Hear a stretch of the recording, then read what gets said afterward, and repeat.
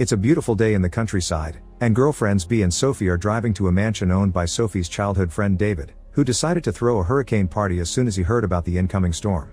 Bea is very nervous about meeting Sophie's friends because she's just a working-class girl from Eastern Europe, while Sophie and her buddies are all wealthy, but Sophie promises everyone will love her. When they finally arrive, Sophie parks the car and curses the old window that will never go all the way up. While she goes ahead, Bea stays behind to retouch her makeup by using the car's mirror, forgetting to turn off the mirror lights when she leaves. As soon as they make it inside, Sophie introduces Bea to everyone. There's her best friend David, his actress girlfriend Emma, Sophie's ex Jordan, Max, podcaster Alice, and her older boyfriend Greg the vet. Nobody was expecting them because Sophie never confirmed she was coming, but every member of the group is still happy to see them except for Jordan. To get rid of the tension and celebrate that they get to see Sophie again after a long time, Alice proposes a toast, and Greg opens a bottle of champagne with a machete he found in the antique collection of David's dad. Such a simple act is already hard for Sophie to watch, because she's a recovering addict and can't drink with them. At that moment, it starts raining, so they rush inside to get the party started. While Sophie and Bea are getting changed, David comes to pick Sophie up to have a chat in private. Sophie can't help noticing David has a black eye. It turns out that moments ago, he had an argument with Max, who punched David before deciding to leave the party. David also seems to be rather jealous of Greg and Alice, judging by the way he rants about Greg for apparently no reason and doesn't allow Sophie to bring up the subject of her parents. Meanwhile, Bea wanders around the house and bumps into Jordan, who asks her to be careful with Sophie. Afterward, Bea joins the girls in the kitchen, where she feels very awkward while trying to fit in, but little by little she relaxes with the help of some alcohol and a pot cake. At least the other girls begin chatting with her, expressing interest to know more about her and her relationship with Sophie. Afterward, the party truly begins and the whole group has lots of fun drinking and dancing. Jordan doesn't like watching Bea and Sophie dance so closely and asks Bea to dance with her, getting Sophie jealous in return. She needs to interrupt their dancing quickly if she doesn't want things to get tense again, and that's when Sophie comes up with the idea of playing bodies. The rules are simple: each person will get a piece of paper, but only one will have an X on it. Having the X makes that person the murderer of the game, and after everyone hides, the murderer must find them and kill them by touching their back. Losers must lie down on the ground and pretend to be dead until someone finds them and yells bodies. Then the players reunite to discuss who did it. To start the game, everyone drinks a shot and slaps the person next to them. Jordan gets a little too enthusiastic about slapping Bea, but then Bea doesn't dare to slap David properly no matter how much everyone insists it's fine. To show her how it's done, David turns on Greg, but he crosses a line and fully punches him.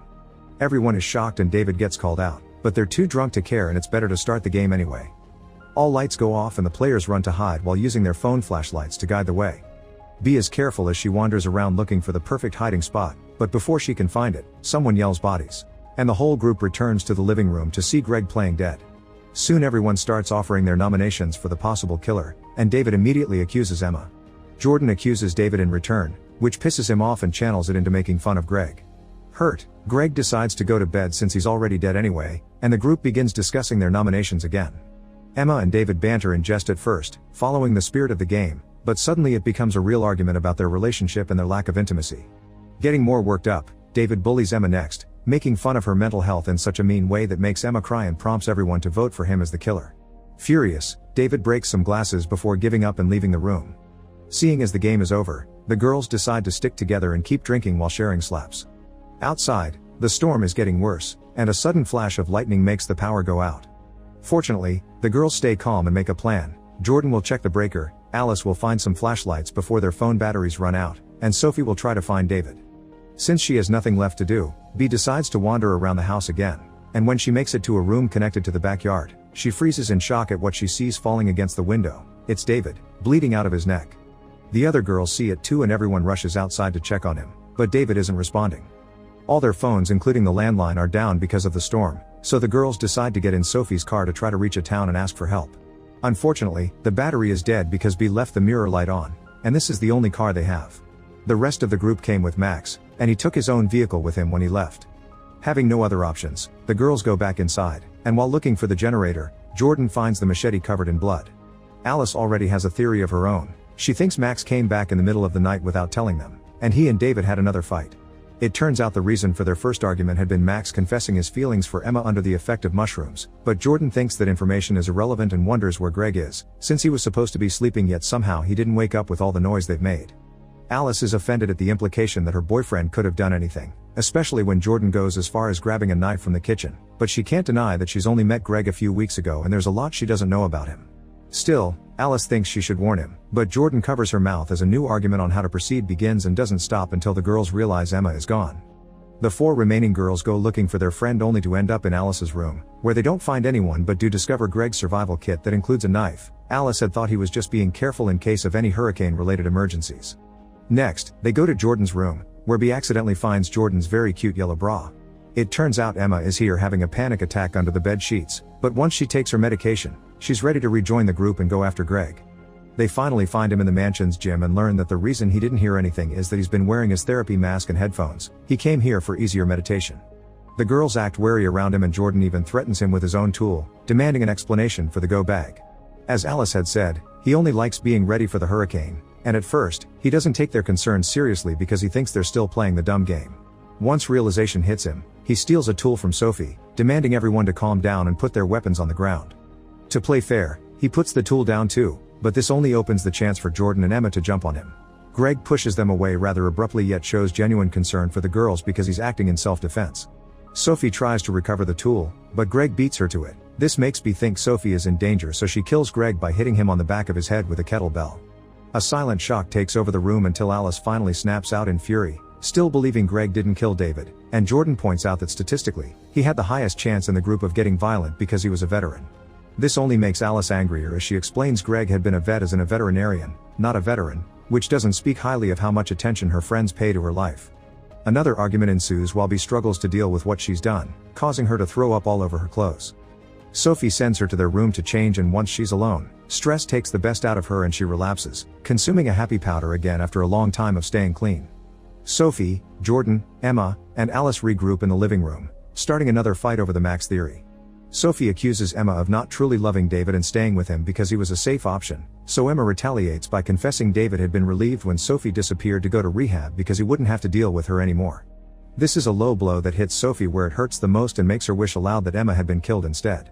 Crying, Emma runs out of the room, and Sophie decides to go looking for the really strong stuff David had hidden in his room to then take it to Emma together with an apology.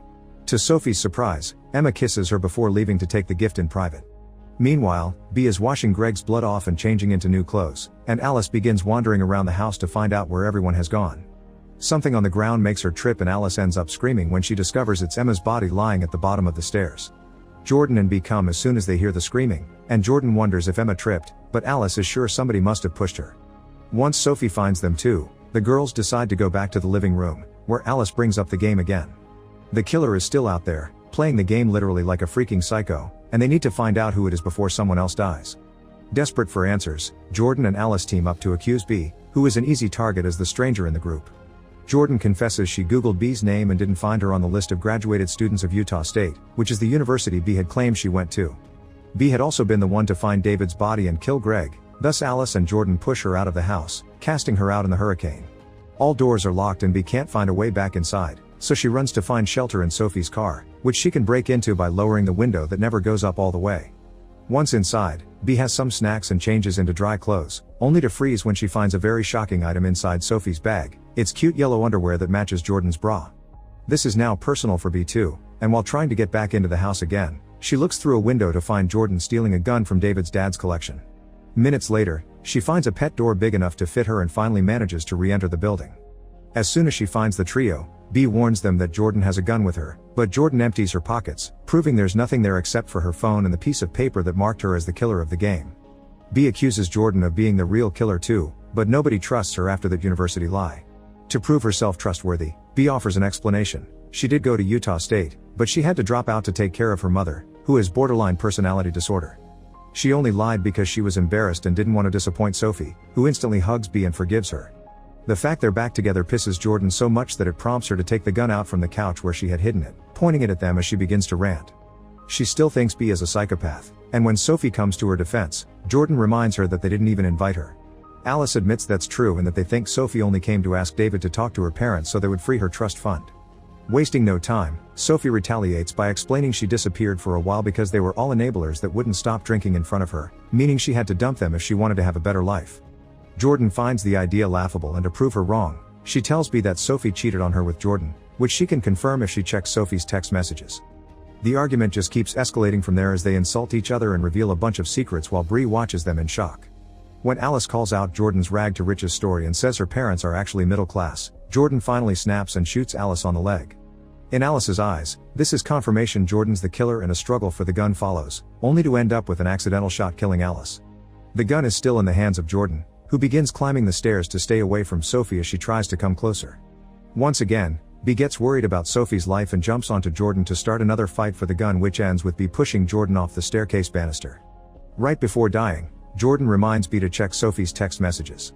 Now that Sophie and B are alone, B tries to have a proper conversation with Sophie about David's and Emma's deaths, plus Jordan's claims of cheating. Sophie swears she didn't do anything, but she's acting in such a weird way that it frightens B to such an extreme that it makes her hide from her girlfriend for the rest of the night.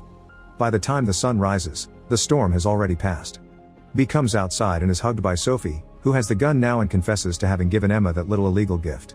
Its effects made Emma trip and fall, and Sophie didn't say anything because she thought nobody would believe her. To her disappointment, B is only pretending to comfort her to gain access to the gun, which she next uses to ask Sophie for her phone. At first, Sophie refuses to give it to her, but then she takes it out to distract B and try to take back the gun. Yet again, another struggle for the gun begins, causing the girls to fall into the pool.